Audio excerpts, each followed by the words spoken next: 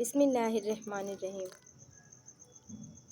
ابو سلمہ کہتے تھے کہ ہمیں جابر بن عبداللہ انصاری رضی اللہ تعالیٰ عنہ نے خبر دی کہ نبی کریم صلی اللہ علیہ وسلم کی خدمت میں عمر بن خطاب رضی اللہ تعالیٰ عنہ غزوہ خندق کے دن حاضر ہوئے اور عرض کی یا رسول اللہ، قسم خدا کی سورج غروب ہونے کو ہی تھا کہ میں اب عصر کی نماز پڑھ سکا ہوں۔ آپ جب حاضر خدمت ہوئے تو روزہ افطار کرنے کا وقت آ چکا تھا۔ نبی کریم صلی اللہ علیہ وسلم نے فرمایا کہ قسم اللہ کی میں نے بھی تو نماز عصر نہیں پڑھی ہے۔ پھر آپ بطحان کی طرف گئے، میں آپ کے ساتھ ہی تھا۔ آپ نے وضو کیا، پھر عصر کی نماز پڑھی۔ سورج ڈوب چکا تھا، پھر اس کے بعد مغرب کی نماز پڑھی۔ حضرت انس رضی اللہ تعالیٰ عنہ نے کہا کہ نماز کے لیے تکبیر ہو چکی تھی اور نبی کریم صلی اللہ علیہ وسلم کسی شخص سے مسجد کے ایک گوشے میں چپکے چپکے کان میں باتیں کر رہے تھے۔ پھر آپ نماز کے لیے جب تشریف لائے تو لوگ سو رہے تھے۔ صحیح بخاری حدیث نمبر 642۔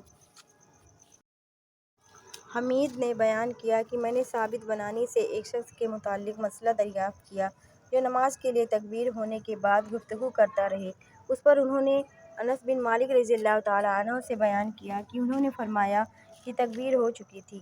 اتنے میں ایک شخص نبی کریم صلی اللہ علیہ وسلم سے راستے میں ملا اور آپ کو نماز کے لیے تکبیر کہی جانے کے بعد بھی روکے رکھا۔ صحیح بخاری حدیث نمبر 643۔ حضرت ابو ہریرہ رضی اللہ تعالیٰ عنہ سے روایت ہے کہ رسول کریم صلی اللہ علیہ وسلم نے فرمایا، اس ذات کی قسم جس کے ہاتھ میں میری جان ہے، میں نے ارادہ کر لیا تھا کہ لکڑیوں کے جمع کرنے کا حکم دوں، پھر نماز کے لیے کہوں، اس کے لیے اذان دی جائے، پھر کسی شخص سے کہوں کہ وہ اقامت کرے، اور میں ان لوگوں کی طرف جاؤں جو نماز باجماعت میں حاضر نہیں ہوتے، پھر انہیں ان کے گھروں سمیت جلا دوں۔ اس ذات کی قسم جس کے ہاتھ میں میری جان ہے، اگر یہ جماعت میں نہ شریک ہونے والے لوگ اتنی بات جان لیں کہ انہیں مسجد میں ایک اچھے قسم کی گوشت والی ہڈی مل جائے گی یا دو عمدہ گھر ہی مل جائیں گے تو یہ عشاء کی جماعت کے لیے مسجد میں ضرور حاضر ہو جائیں۔ صحیح بخاری حدیث نمبر 644۔ حضرت عبداللہ بن عمر رضی اللہ تعالیٰ عنہ سے روایت ہے کہ رسول اللہ صلی اللہ علیہ وسلم نے فرمایا کہ جماعت کے ساتھ نماز اکیلے نماز پڑھنے سے 27 درجہ زیادہ فضیلت رکھتی ہے۔ صحیح بخاری حدیث نمبر 645۔ ابو سعید خدری رضی اللہ تعالیٰ عنہ سے روایت ہے کہ انہوں نے نبی کریم صلی اللہ علیہ وسلم سے فرماتے ہوئے سنا، آپ فرماتے تھے کہ جماعت سے نماز تنہا نماز پڑھنے سے 25 درجہ زیادہ فضیلت رکھتی ہے۔ صحیح بخاری حدیث نمبر 646۔ ابو صالح نے کہا کہ میں نے ابو ہریرہ رضی اللہ تعالیٰ عنہ سے فرماتے ہوئے سنا کہ نبی کریم صلی اللہ علیہ وسلم نے فرمایا کہ آدمی کی جماعت کے ساتھ نماز گھر میں یا بازار میں پڑھنے سے 25 درجہ زیادہ بہتر ہے۔ وجہ یہ ہے کہ جب ایک شخص وضو کرتا ہے اور اس کے تمام آداب کو ملحوظ رکھ کر اچھی طرح وضو کرتا ہے، پھر مسجد کا راستہ پکڑتا ہے اور سوا نماز کے اور کوئی دوسرا ارادہ اس کا نہیں ہوتا، تو ہر قدم پر اس کا ایک درجہ بڑھتا ہے اور ایک گناہ معاف کیا جاتا ہے، اور جب نماز سے فارغ ہو جاتا ہے تو فرشتے اس وقت تک اس کے لیے برابر دعائیں کرتے رہتے ہیں جب تک وہ اپنے مصلی پر بیٹھا رہے۔ کہتے ہیں، اے اللہ اس پر اپنی رحمتیں نازل فرما، اے اللہ اس پر رحم کر، اور جب تک تم نماز کا انتظار کرتے رہو گویا تم نماز ہی میں مشغول ہو۔ صحیح بخاری حدیث نمبر 647۔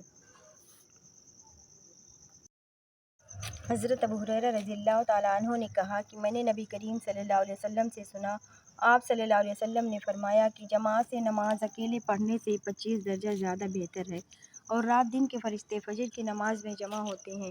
پھر ابو ہریرہ رضی اللہ تعالیٰ عنہ نے فرمایا کہ اگر تم پڑھنا چاہو تو بنی اسرائیل کی یہ آیت پڑھو، اِنَّ قرآنَ الفجر کانَ مشہودا، یعنی فجر میں قرآن پاک کی تلاوت پر فرشتے حاضر ہوتے ہیں۔ صحیح بخاری حدیث نمبر 648۔ شعیب نے کہا کہ مجھ سے نافع نے حضرت عبداللہ بن عمر رضی اللہ تعالیٰ عنہ سے اس طرح سے حدیث بیان کی کہ جماعت کی نماز اکیلے کی نماز سے 27 درجہ زیادہ فضیلت رکھتی ہے۔ صحیح بخاری حدیث نمبر 649۔ اعمش نے بیان کیا کہ میں نے سالم سے سنا کہ میں نے ام درداء سے سنا، آپ نے فرمایا کہ ایک مرتبہ ابو درداء آئے، بڑے ہی خفا ہو رہے تھے۔ میں نے پوچھا کہ کیا بات ہوئی جس نے آپ کو غضبناک بنا دیا؟ فرمایا، خدا کی قسم حضرت محمد صلی اللہ علیہ وسلم کی شریعت کی کوئی بات اب میں نہیں پاتا، سوا اس کے کی جماعت کے ساتھ یہ لوگ نماز پڑھ لیتے ہیں۔ صحیح بخاری حدیث نمبر 650۔ ابو موسیٰ رضی اللہ تعالیٰ عنہ سے روایت ہے کہ نبی کریم صلی اللہ علیہ وسلم نے فرمایا کہ نماز میں ثواب کے لحاظ سے سب سے بڑھ کر وہ شخص ہوتا ہے جو مسجد میں نماز کے لیے زیادہ سے زیادہ دور سے آئے، اور جو شخص نماز کے انتظار میں بیٹھا رہتا ہے اور پھر امام کے ساتھ پڑھتا ہے، اس شخص سے اجر میں بڑھ کر ہے جو پہلے ہی پڑھ کر سو جائے۔ صحیح بخاری حدیث نمبر 651۔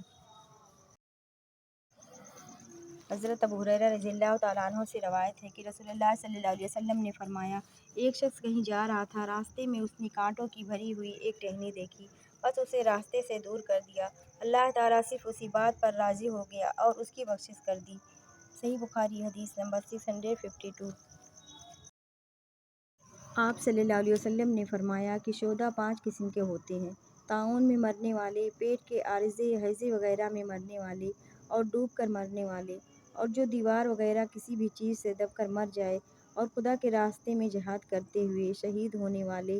اور آپ نے فرمایا کہ اگر لوگوں کو معلوم ہو جائے کہ اذان دینے اور پہلی صف میں شریک ہونے کا ثواب کتنا ہے، اور پھر اس کے سوا کوئی چارہ کار نہ ہو کہ کرا ڈالا جائے، تو لوگ ان کے لیے کرا ہی ڈالا کریں۔ صحیح بخاری حدیث نمبر 653۔ اور اگر لوگوں کو یہ معلوم ہو جائے کہ ظہر کی نماز کے لیے سویرے جانے میں کیا ثواب ہے، تو اس کے لیے ایک دوسرے پر سبقت لے جانے کی کوشش کریں، اور اگر یہ جان جائیں کہ عشاء اور صبح کی نماز کے فضائل کتنے ہیں، تو گھٹنوں کے بل گھسیٹتے ہوئے ان کے لیے آئیں۔ صحیح بخاری حدیث نمبر 654۔ انس بن مالک رضی اللہ تعالیٰ عنہ نے بیان کیا کہ نبی کریم صلی اللہ علیہ وسلم نے فرمایا، اے بنو سلمہ والو، کیا تم اپنے قدموں کا ثواب نہیں چاہتے؟ صحیح بخاری حدیث نمبر 655۔ مجھے یحییٰ بن ایوب نے خبر دی، کہا کہ مجھ سے حمید طویل نے بیان کیا، کہا کہ مجھ سے انس بن مالک رضی اللہ تعالیٰ عنہ نے بیان کیا کہ بنو سلمہ والوں نے یہ ارادہ کیا کہ اپنے مکان جو مسجد سے دور تھے چھوڑ دیں اور حضرت صلی اللہ علیہ وسلم کے قریب آ رہیں، تاکہ نماز باجماعت کے لیے مسجد نبوی کا ثواب حاصل ہو۔ لیکن حضرت صلی اللہ علیہ وسلم کو مدینہ کا اجاڑ دینا برا معلوم ہوا۔ آپ نے فرمایا، کیا تم لوگ اپنے قدموں کا ثواب نہیں چاہتے؟ مجاہد نے کہا، سورہ یاسین میں وآثارہم سے قدم مراد ہیں، یعنی زمین پر چلنے والوں سے پاؤں کے نشانات۔ حضرت ابو ہریرہ رضی اللہ تعالیٰ عنہ سے روایت ہے کہ نبی کریم صلی اللہ علیہ وسلم نے فرمایا کہ منافقوں پر فجر اور عشاء کی نماز سے زیادہ اور کوئی نماز بھاری نہیں، اور اگر انہیں معلوم ہوتا کہ ان کا ثواب کتنا زیادہ ہے اور چل نہ سکتے، تو گھٹنوں کے بل گھسیٹ کر آتے۔ اور میرا تو ارادہ ہو گیا تھا کہ مؤذن سے کہوں کہ وہ تکبیر کہے، پھر میں کسی کو نماز پڑھانے کے لیے کہوں، اور خود آگ کی چنگاریاں لے کر ان سب کے گھروں کو جلا دوں جو ابھی تک نماز کے لیے نہیں نکلے۔ صحیح بخاری حدیث نمبر 657۔ آپ صلی اللہ علیہ وسلم نے فرمایا، جب نماز کا وقت آ جائے تو تم دونوں اذان دو اور اقامت کہو، پھر جو تم میں بڑا ہے وہ امام بنے۔ صحیح بخاری حدیث نمبر 658۔ حضرت ابو ہریرہ رضی اللہ تعالیٰ عنہ سے روایت ہے کہ رسول اللہ صلی اللہ علیہ وسلم نے فرمایا کہ ملائکہ تم میں سے اس نمازی کے لیے اس وقت تک یوں دعا کرتے رہتے ہیں جب تک نماز پڑھنے کے بعد وہ اپنے مصلی پر بیٹھا رہے کہ اللہ اس کی مغفرت کر، اے اللہ اس پر رحم کر۔ تم میں سے وہ شخص جو صرف نماز کی وجہ سے رکا ہوا ہے، گھر جانے سے سوا نماز کی اور کوئی چیز اس کے لیے مانع نہیں، تو اس کا یہ سارا وقت نماز ہی میں شمار ہوگا۔ صحیح بخاری حدیث نمبر 659۔ حضرت ابو ہریرہ رضی اللہ تعالیٰ عنہ سے روایت ہے کہ آپ نے فرمایا کہ 7 طرح کے آدمی ہوں گے جن کو خدا اس دن اپنے سایہ میں جگہ دے گا جس دن اس کے سایہ کے سوا اور کوئی سایہ نہ ہوگا۔ اول، انصاف کرنے والا بادشاہ۔ دوسرے، وہ نوجوان جو اپنے رب کی عبادت میں جوانی کی امنگ سے مصروف رہا۔